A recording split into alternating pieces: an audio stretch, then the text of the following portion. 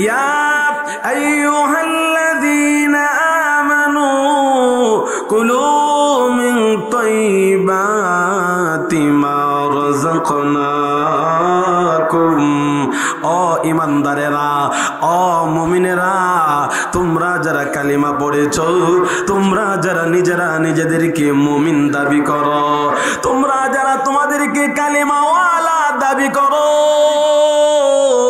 শুধু কালিমার দাবিতেই মুমিন হওয়া যায় না, শুধু কালিমার দাবিতেই মুসলমান হওয়া যায় না। আল্লাহ রাব্বুল আলামিন বলেন, তোমাদেরকে আমি রব বলে দিলাম, কুলু মিন তাইয়্যিবাত, তোমাদের রিজিকটাকে পবিত্র বানাও।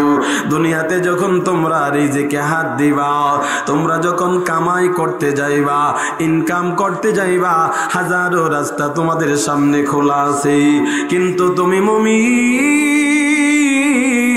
তোমাকে খেয়াল করতে হবে আমি সব কিছু ধরতে পারবো না। আল্লাহ বলেন, তুমি কোনটা নিবা? কুলু মিন তাইয়্যিবাত, পবিত্র রিজিক বানাও, পবিত্র রিজিক তুমি অনুসন্ধান করো।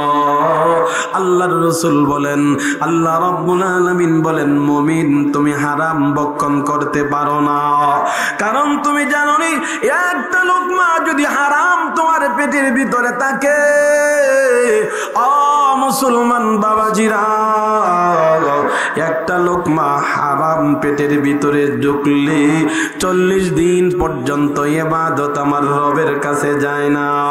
খুব ভালো করে বুঝবেন। 3 নম্বরে আল্লাহ রাব্বুল আলামিন বলেন, পৃথিবীর সমস্ত মানুষদেরকে ডাইকা, ইয়া আইয়ুহান নাস কুলু মিম্মা ফিল আরদি হালালান তাইয়্যিবা। ও দুনিয়ার মানুষেরা, যেই খাবারের ভিতরে 2টা গুণ পাওয়া যায়, ওই খাবারটা তোমরা গ্রহণ করবা। 1 নম্বর গুণ হলো হালাল, 2 নম্বর গুণের নাম হলো পবিত্র। বলেন, 1 নম্বর গুণের নাম কি? হালাল। 2 নম্বর গুণের নাম হলো পবিত্র। হালালের পরে আবার পবিত্র হতে হবে, কারণ অনেক হালাল জিনিস আছে অপবিত্র হয়ে গেলে এটা হারাম হয়ে যায়। মনে করেন গরুর গোশত আমাদের জন্য হালাল না হারাম? হালাল। কিন্তু কেউ যদি গরু জবাইয়ের সময় আল্লাহর নাম ছাইরা দেয়, তাইলে এই গরুটা হালাল, কিন্তু জবাই আল্লাহর নামে না করার কারণে কি হয়ে গেল?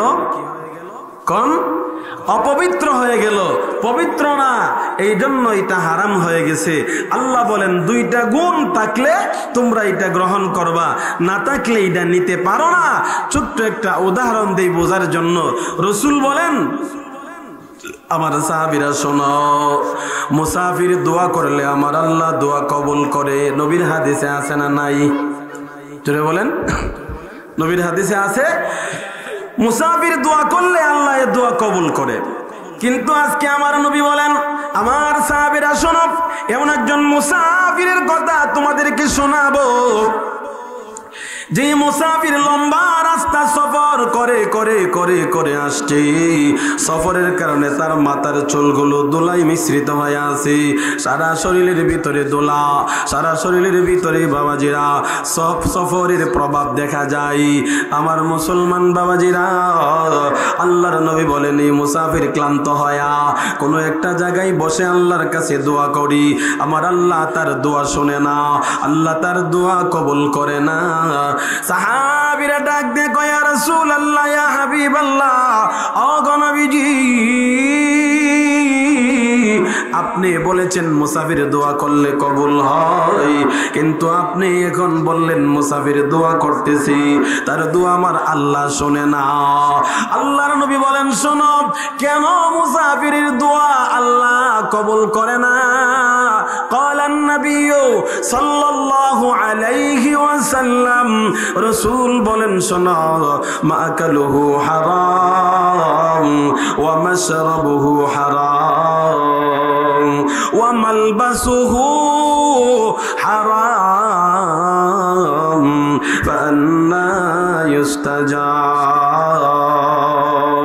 এ আমার সাহাবীরা শোনো, যে মুসাফির আল্লাহর কাছে দোয়া করতেছে সে মুসাফিরের হুকুমে আছে, কিন্তু তার কাছে কিছু খাদ্য, এই খাদ্যটা হারাম।